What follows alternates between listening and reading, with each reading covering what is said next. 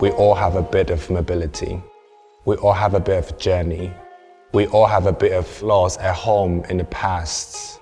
They offer this window to have this journey to discover creatively and also carefully with audience.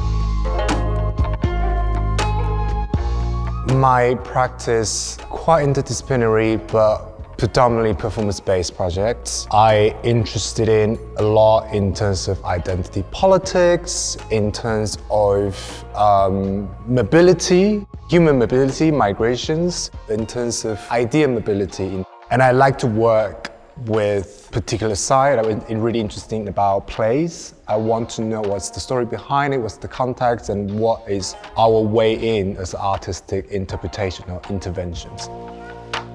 2020, when the COVID pandemic just happened, I have a really vivid memory of like the first time I got COVID. It was the first lockdown. Nobody knew what it is. There's no vaccine, no cure. And the first thought that come up is like, I don't want to die here. And that really triggered lots of thinking of like, and then where I want to die. Again, it's going back my interest about mobility, because at the time it's really locking the border. But what about those who been elsewhere and couldn't go back home? On the flip side, it was really make me think, okay, I don't want to die here, why? Where is my sense of settlement? You know, how I build that? Like, did I build enough here? There's a huge part of my creative journey was happening in Bristol, and I enjoy the sense of community here. Confluence made me think a lot about the mobility. How many people used to come and stay? How many used to, what stories happens here? Is those things still visible right now, or is these things pretty hidden? I think that sense of historiography is important to marginalized community. And I hope that can give some weight through this piece to the East community in Bristol. This piece is called Impossible Homecoming. It is a performance encounter.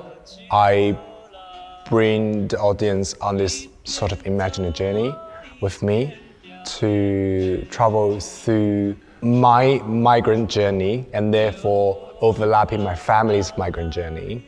My family's migrant journey is attached to China and back into Second World War. Yeah, that is all this piece was initially about.